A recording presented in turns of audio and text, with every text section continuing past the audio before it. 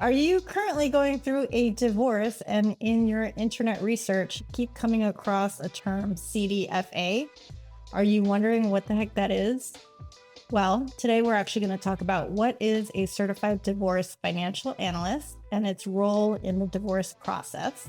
And today we're going to do that with Jade Eagles, fellow co-founder and financial planner at Wealth Garden Financial Services. G'day. You may recognize Jade from his YouTube series, Eagles Eats, but today we're just going to be talking about the role of a CDFA in divorce proceeding.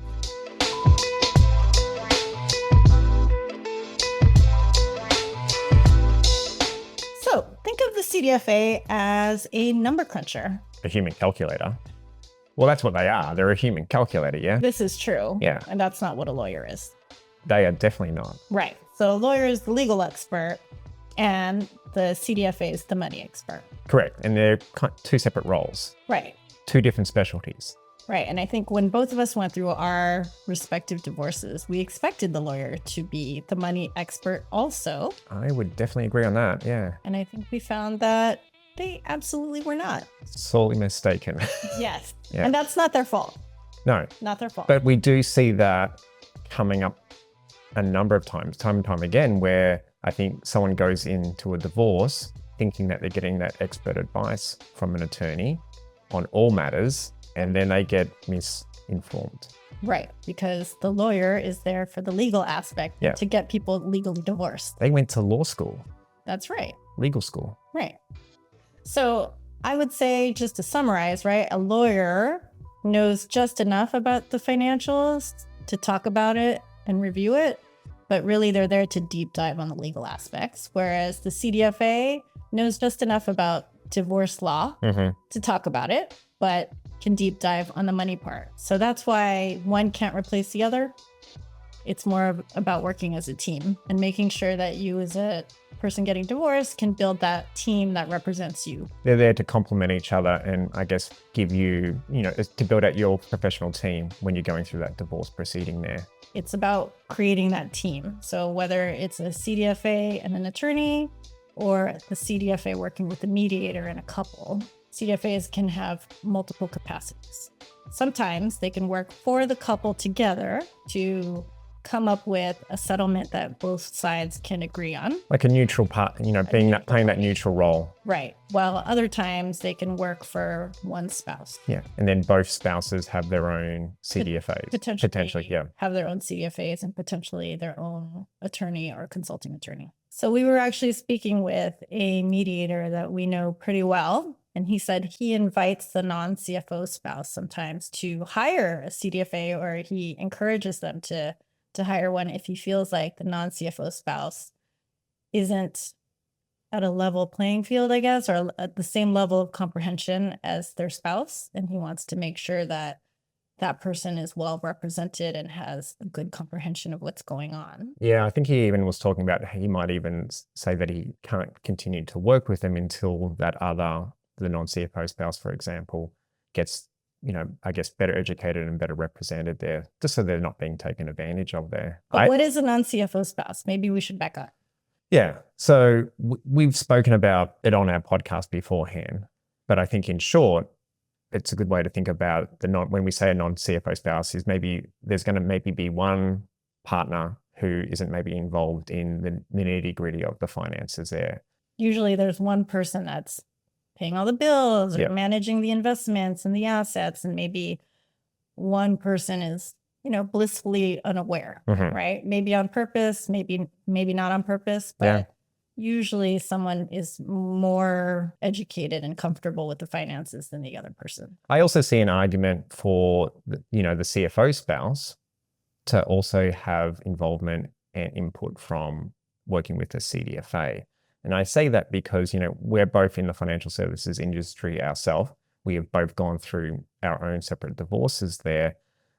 And we both made mistakes of our own there, which cost, significant money there. I've seen it happen with a number of clients recently there where bad advice was given to people who are quite well educated in finances and investments to the detriment of hundreds of thousands of dollars. So if you even if you are pretty good with like investments and stuff like that, it's a whole separate submatter expertise. That's why they've got a bloody designation. That's why Yeah. it's a CDFA. That's right. Yeah. designation. Because there's a lot of calculations and specific math that needs to be, calculated in laws to going into splitting up those assets. How do Right. you do it equitably and Right. fairly? Yeah. That's actually why I got my CDFA, because I realized later, thinking that I was doing all the right things and I got the right basic advice from my consulting attorney, which I did not, Yeah. that I needed to get that specialized training. Yeah. Simply going to a financial planner during a divorce proceeding, it's not enough. Yeah. If you need help for the financial part, you go to a CDFA, not a financial planner. No, it's definitely worth the investment Yeah. if you've got assets that need to be split up and there's different dates for marriage, when the investments were held, commingling. Yeah. There's so many moving pieces there where it's easily going to justify the cost of hiring a good CDFA. Exactly. So to give a more tangible example of how a CDFA could have saved someone some money during their divorce proceedings, Jade, do you want to talk about your client and the way their assets were split? Yeah, sure thing. So, and I'll just talk about one of the assets that was probably split poorly. A client went through a divorce. One of the assets was a $300,000 Roth. And Roth IRA. Roth IRA. Mm-hmm. And it was treated equally as just $300,000 sitting in cash. What's the difference? There's a huge difference, the taxation on it. You've also then got to look at the, in this case, the person who got the $300,000 Roth was a high income earner and actually couldn't be able to contribute to a Roth. So that was like a huge windfall for them, getting $300,000 of Roth money that's never going to be taxed again versus $300,000 just sitting in cash. So $300,000 sitting in cash could be invested in the future. It gains in profit or whatever in returns when they sell it. So let's say it goes from 300 to 320. That $20,000 is going to be taxed. Correct. That's right. At capital gains rates. Yeah. Right? If it's held longer than 12 months. Yeah. Right. Yeah. Whereas a Roth, it goes from 300 to 320. You That's sell 20,000. it's still 320. Yeah. Still 320. Yeah. So that was a critical mistake and it's irreversible now. So, right. If you had just hired a CDFA for a certain amount of hours, that would have been able to be, that would have been 5 minutes of their time they would have told you. Yeah. Not even an hour. Yeah. Like I think that would have been 5 minutes of hourly time. Yeah. And, as you start looking through that divorce decree, additional errors are found as well, with that example. Yeah. Right. So, but I think that was a really good example there of just, it's such a big difference with the way that it's taxed and understanding the client's situation there. This is a high income earner who was never able to even contribute to a Roth. And a lot of people don't know the difference in asset types. And when they look at a list of assets, 300,000 in a savings account and a Roth in a 401k, those are all treated very differently from each other. They're not worth the same thing. Yeah. Or 300,000 worth of equity in a house. It's got to be treated differently as well. Yeah, exactly. So these are the ways that a CDFA can work with a client or the couple. So in addition to collaborating with attorneys and consulting attorneys, CDFAs also collaborate with mediators. So for a couple going to mediator where they want to keep it all neutral, the CDFA can also be that neutral for the couple. In addition to attorneys and mediators, we do also work with therapists. So therapists are on the front lines, right? Yeah. They're kind of the ones that hear about marital problems before first. It gets to divorce. Yeah. Right. And a lot of times therapists feel like they can't help their clients because, even though money is a big factor in emotional ups and downs, right? A lot of times they don't know where to go. So we work with therapists to help address these things as they come up.